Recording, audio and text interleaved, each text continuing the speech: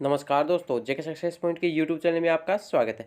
तो dear friends, आज से हम एक नई शुरुआत करने जा रहे हैं जिसमें हम रेलवे ग्रुप डी की जो वैकेंसीज हुई थी 2018 में, तो उनके जो प्रीवियस ईयर एग्जाम में जो क्वेश्चंस आए थे जीके और जीएस के, आज हम उन क्वेश्चंस को डिस्कस करने वाले हैं। ये हमारी जो सीरीज़ है रेगुलर रहने वाली है, इसमें आपको लगातार इसी टाइप के क्वेश्चंस है वो मिलने वाले हैं। इसमें जो जीके जीएस के इंपॉर्टेंट क्वेश्चंस आए हुए थे 2018 में, उन सभी को हमने कलेक्ट किया है और हम उन क्वेश्चंस को आपके साथ डिस्कस करने वाले हैं जो कि आपकी आरआरसी ग्रुप डी की जो एग्जाम होने वाले हैं नेक्स्ट अप्रैल मंथ में, तो उसके लिए बहुत ही इंपॉर्टेंट रहने वाले हैं। तो आज हम इन क्वेश्चंस को डिस्कस करने वाले हैं। तो आपको ये वीडियो है बहुत अच्छा लगने वाला है और सभी क्वेश्चंस है वो आपके लिए इंपॉर्टेंट है, इसलिए आप वीडियो में बने रहें और सभी क्वेश्चंस को आप अच्छे से देखें और ट्राई करें कि आपको इसमें से कितने क्वेश्चंस हैं वो आप इसमें से ठीक कर सकते हैं। तो आज की इस वीडियो को शुरू करते हैं। तो डियर फ्रेंड्स, आज का हमारा इसमें पहला क्वेश्चन है, जैविक विविधता का आधारभूत स्रोत होता है। तो जैविक विविधता जो होती है उसका जो आधारभूत स्रोत होता है, सोर्स होता है, वो कौन सा होता है, ये हमें बताना है। तो ऑप्शन नंबर ए, उत्परिवर्तन होता है, वो जैविक विविधता का आधारभूत स्रोत होता है। तो ऑप्शन ए उत्परिवर्तन है वो इसका राइट आंसर हो जाएगा। नेक्स्ट क्वेश्चन को देखते हैं। नेक्स्ट क्वेश्चन है, अंतः श्वसन के दौरान फेफड़े के कारण हवा से भर जाते हैं। जो अंतः श्वसन की जो क्रिया होती है उसमें जो फेफड़े हैं उनमें हवा भर जाती है, तो वो किसके कारण भर जाती है? तो वो फेफड़ों की स्फीति के कारण भर जाती है। किसके कारण भर जाती है? फेफड़ों की स्फीति के कारण फेफड़ों में हवा भर जाती है अंतः श्वसन की क्रिया के दौरान। नेक्स्ट क्वेश्चन है, सोडियम, मैग्नीशियम, एल्यूमिनियम और सिलिकॉन में प्रथम आयनीकरण क्षमता का क्रम होता है। तो सोडियम, मैग्नीशियम, एल्यूमिनियम और सिलिकॉन में जो प्रथम आयनीकरण जो क्षमता होती है उसका क्रम हमें बताना है। तो चार ऑप्शन दिए गए हैं, उनमें से बताना है कि कौन सा क्रम है वो इसका बिल्कुल सही होने वाला है। तो ऑप्शन नंबर बी, पहले इसमें जो सोडियम है उसका जो आयनीकरण क्षमता का मान होता है वो मैग्नीशियम से कम होता है, वहीं जो मैग्नीशियम का जो आयनीकरण क्षमता का मान है वो एल्यूमिनियम से अधिक होता है और एल्यूमिनियम के जो आयनीकरण क्षमता का मान होता है वो सिलिकॉन से कम होता है। तो ये एक इसमें क्रम है वो बनने वाला है। तो ऑप्शन नंबर बी है वो इसका करेक्ट आंसर हो जाएगा। नेक्स्ट क्वेश्चन है, इंदिरा गांधी इंडोर स्टेडियम किस शहर में स्थित है? तो इंदिरा गांधी इंडोर स्टेडियम है वो भारत के कौन से शहर में स्थित है? तो वो कौन से शहर में स्थित है? तो ये न्यू दिल्ली में स्थित है। कहाँ पर स्थित है? नई दिल्ली में इंद्रप्रस्थ जो इलाका है उसमें ये स्टेडियम है ये स्थित है, जिसका नाम क्या है? Indira Gandhi indoor stadium. तो ऑप्शन नंबर ए है वो इसका राइट आंसर हो जाएगा।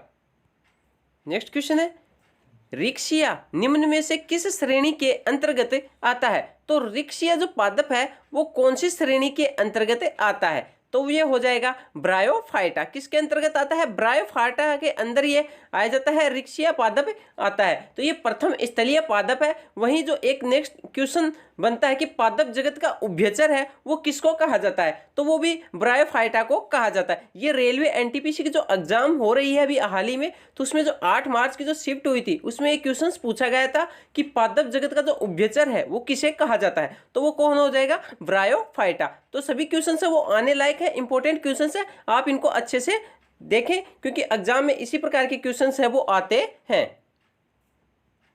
नेक्स्ट क्वेश्चन है हमारा, किस साम्राज्य की स्थापना संगम राजकुमार हरिहर और बुक्का ने की थी? तो कौन सा साम्राज्य था जिसकी स्थापना जो हरिहर और बुक्का थे उन्होंने की थी? तो वो कौन सा साम्राज्य की थी? वो की थी विजयनगर साम्राज्य की। विजयनगर साम्राज्य की जो स्थापना है वो हरिहर और बुक्का ने की थी। तो ऑप्शन नंबर सी है वो इसका करेक्ट आंसर हो जाएगा।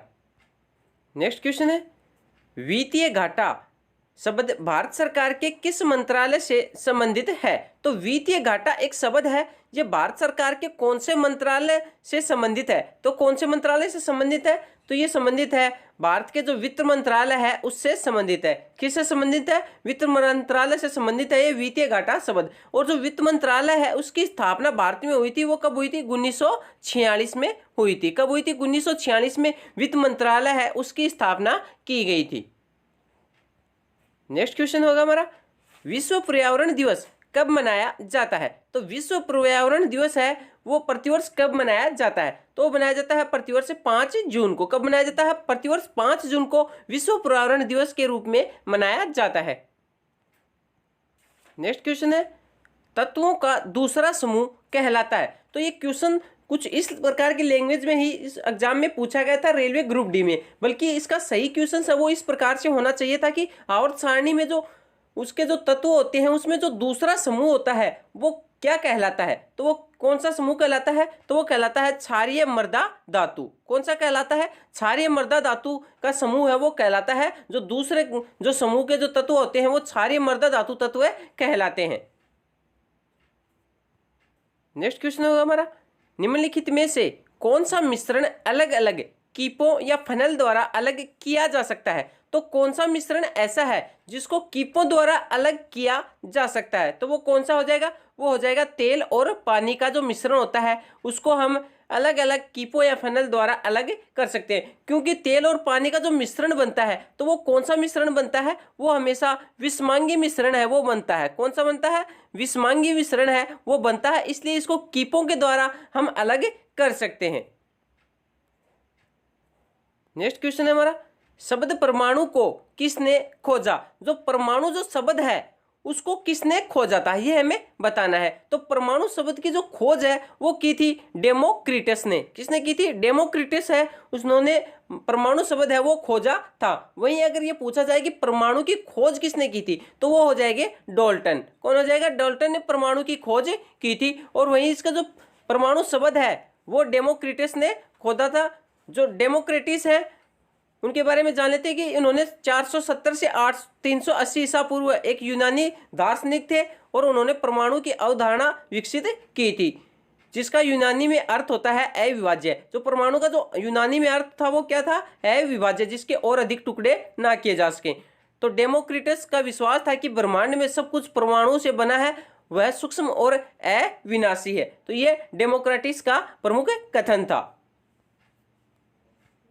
नेक्स्ट क्वेश्चन है, भारत के राजस्थान प्रदेश में स्थित एक धार्मिक स्थल है। तो भारत के जो राजस्थान प्रदेश है वहां पर स्थित एक धार्मिक स्थल है वो कौन सा है, तो वो कौन सा हो जाएगा, वो हो जाएगा पुष्कर। पुष्कर है वो राजस्थान में स्थित एक धार्मिक स्थल है और ये कहाँ पर पड़ता है, ये अजमेर में स्थित है। कहाँ पर स्थित है, अजमेर जिले में यह स्थित है पुष्कर। और पुष्कर एकमात्र ऐसी जगह है जहाँ पर एक ब्रह्मा जी का एकमात्र मंदिर स्थित है। कहां पर स्थित है, पुष्कर में ही स्थित है।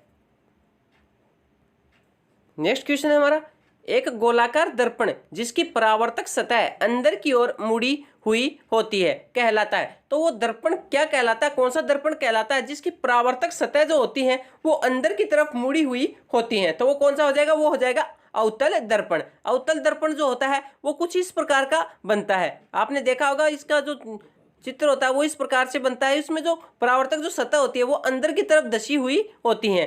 तो इसको कौन सा दर्पण कहलाता है, ये अवतल दर्पण कहलाता है। वहीं उत्तल दर्पण होता है वो इस प्रकार से बनता है।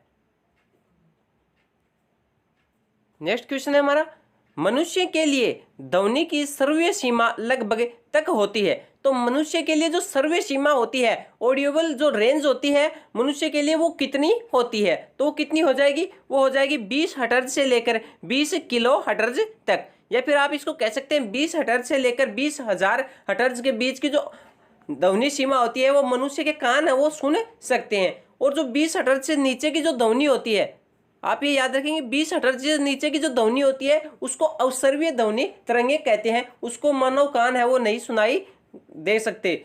और जो 20 हर्ट्ज से अधिक 20,000 हर्ट्ज से जो अधिक की ध्वनि होती है उसको अल्ट्रासोनिक ध्वनि कहते हैं या फिर परासौर्य ध्वनि कहते हैं। उसको कुछ जानवर ही सुन सकते हैं, जैसे कुत्ता, चमगादड़, ये इसको सुन सकते हैं और जानवर है वो इसको सुन नहीं सकते हैं।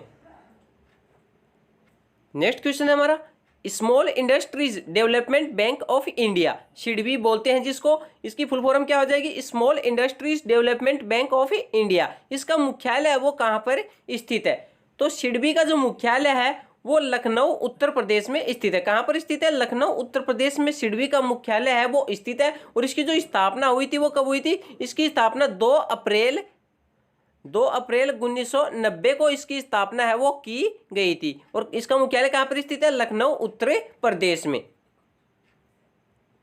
नेक्स्ट क्वेश्चन है हमारा, वायु में ध्वनि की चाल कितनी होती है? तो वायु में जो ध्वनि की चाल होती है वो कितनी होती है? तो वायु में ध्वनि की चाल होती है वो होती है 331 मीटर प्रति सेकेंड। ऑप्शन नंबर सी ये इसका राइट आंसर हो जाएगा।